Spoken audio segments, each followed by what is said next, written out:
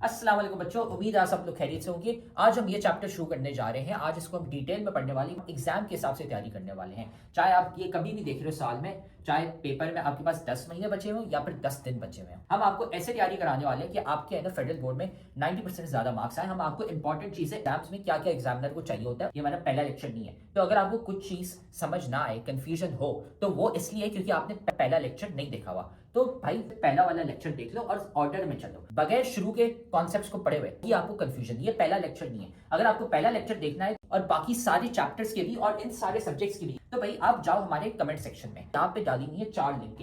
इसमें पूरी किताब की हमने प्लेलिस्ट डाली हुई है, इसको दबा दो, आपको है ना सारे लेक्चर्स मिल जाएंगे इस पूरे के पूरे सब्जेक्ट के। डाले में फ्री के नोट्स, यहाँ पे नोट्स कोई एमी नोट्स नहीं है। ये आप लिंक दबाओगे तो खुलते हैं, आपके पास हमारे 300 बच्चे जो थे जिनके 90% ज्यादा मार्क्स आए थे, उनके हमने नोट्स कंपाइल करके आपके लिए डाले हुए ताकि आप भी है ना अपने एग्जाम की तैयारी कर सको। सारे के सारे नोट्स हमने डाले हुए इन 300 बच्चों के। तो भाई ये देखो यहाँ पे पड़ा हुआ है हमारे सब्सक्राइब का बटन, इसको सब्सक्राइब कर लो, ठीक है। बेल्स भी है ना यहाँ पे दबा दो, लाइक करो वीडियो को और साथ में जाके कमेंट करो अपना वीकेस्ट चैप्टर। भाई कौन सा चैप्टर है जो तुम्हें बहुत मुश्किल लगता है, बहुत वीक लगता है, हम क्या करेंगे उसका निकालेंगे one shot lecture. One shot lecture एक लंबा सा पूरे चैप्टर का लेक्चर होगा, उसमें हम आपको एग्जाम ओरिएंटेड तैयारी कराने वाले हैं ताकि आपके है ना पेपर में 90% मार्क्स आ सके। तो जाके कमेंट करो कौन सा चैप्टर आपको बहुत मुश्किल लगता है। फिर ये याद रखना कि भाई हमारे लेक्चर्स, हमारे नोट्स, सारे गेस्ट पेपर्स काम के होते हैं। ये 300 बच्चे हैं जिनके ना 90% ज्यादा मार्क्स आए थे। तो सारा मटेरियल कमेंट सेक्शन में सबसे पहला कमेंट है, वहां पे पड़ा हुआ है। और अगर आप भी उन बच्चों की तरह 90% ज्यादा मार्क्स लाना चाहते हैं तो आप भी ना हमारी बैच ज्वाइन कर सकते हैं,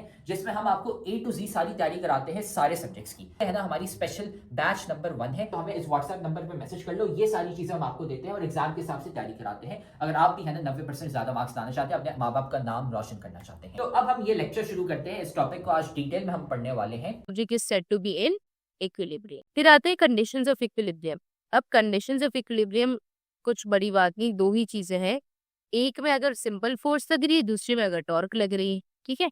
बस वो क्या होता है कि डिफरेंट टॉर्क्स लग रही हैं डिफरेंट डायरेक्शन। अब पहले फोर्स की बात आते हैं कि एक ही ब्लॉक है, उस पर डिफरेंट फोर्सेस डिफरेंट डायरेक्शन से लग रही हैं और वो सारी मिलके एक दूसरे को कैंसिल आउट, यानी कि शर्त ये है कि एफ नेट के लिए जितनी भी फोर्सेस है उनको जब ऐड करो, आखिर में उसका आंसर जीरो ही है। अब जीरो कैसे आएगा, मिस हम तो ऐड करें, कहीं ना कहीं कोई किसी किसी किसी किसी डायरेक्शन ऑपोजिट होगी तो वो तो माइनस हो जाता है ना, तो वो माइनस होके तो प्लस माइनस माइनस ही हम करते हैं, तो वो इस तरह से आके at the end answer zero हो जाता है।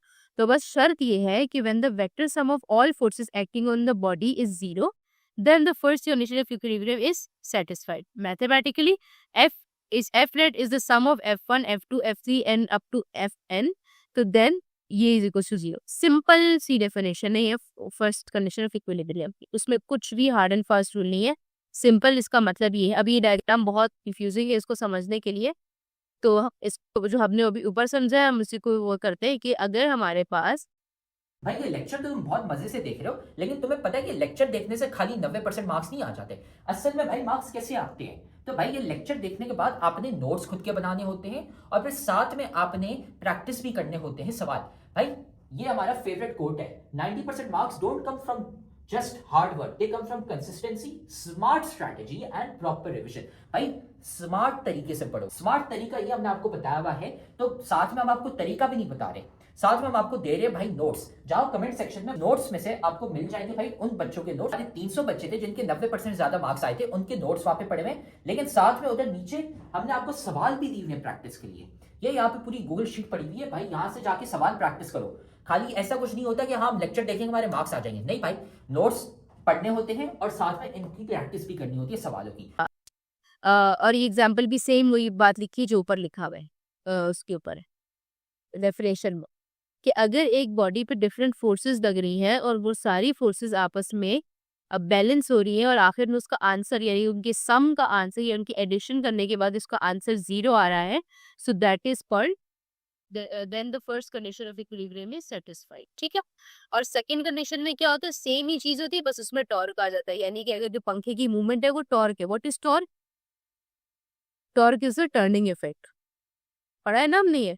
Torque is the turning effect, यानी कोई चीज मूव कर रही है तो क्लॉकवाइज या एंटी क्लॉकवाइज, तो वो जब आपस में एक दूसरे को बैलेंस करेंगे तो उनका भी आंसर जो है आपस में क्या आना चाहिए, जीरो आना चाहिए। तो आपके पास क्या हो जाएगा, second condition of equilibrium satisfy हो जाएगी। सिंपल वही है, सिर्फ फोर्सेस की जगह यहाँ टॉर्क्स आ जाएगी। ठीक। तो उम्मीद है अब आपको है ना ये टॉपिक समझ आ गया होगा। हमने सारे के सारे सब्जेक्ट्स और सारे के सारे चैप्टर्स के हमने नोट्स डाले हुए हैं, लेक्चर्स डाले हुए हैं। इधर कमेंट सेक्शन में चले जाओ, नोट्स पढ़े हुए हैं, लेक्चर्स पढ़े हुए हैं, गेस्ट पेपर भी हम आपको दे रहे हैं और इंपॉर्टेंट चीजें भी बता रहे हैं ताकि आपको है ना एग्जाम की डेट्स भी पता चल जाए और आपका एग्जाम मिस ना हो जाए। सारी चीजें हमने कमेंट सेक्शन में डाली थी, वहां से है ना जाके वसूल कर लो इसको। तो आप देख रहे हो कि हमारी इतने सारे बच्चे हैं जिनके 90% ज्यादा मार्क्स आए। क्यों? सवाल देने के साथ साथ हम सिखाते हैं कि भाई आंसर कैसे लिखते हैं। आंसर लिखने का एक तरीका होता है, वो तरीका हम सिखाते हैं सिर्फ और सिर्फ हमारी बैच वाले बच्चों को, इसलिए हमारे इतने सारे बच्चे हैं जिनके 90% ज्यादा मार्क्स आए हैं। तो अगर आप भी हमारी बैच ज्वाइन करना चाहते हैं ताकि आपके भी 90% से ज्यादा मार्क्स आए, तो हमारी बैच के लिए इस व्हाट्सएप नंबर पे हमें मैसेज कर लो, आपको ये सारी चीजें मिल जाएंगी। हम आपको सिखाएंगे कि भाई आंसर कैसे लिखते हैं। टॉपर बच्चे जो 90% ज्यादा मार्क्स लाते हैं वो आंसर कैसे लिखते हैं ताकि एग्जामिनर मार्क्स काट ही ना सके, ताकि वो एग्जामिनर बोले भाई ये लो फुल मार्क्स। हमें इस व्हाट्सएप नंबर पे मैसेज कर लो और हम आपको ऐड कर लेंगे हमारी बैच में, और फिर आप भी है ना 90% से ज्यादा मार्क्स ला सकते हैं।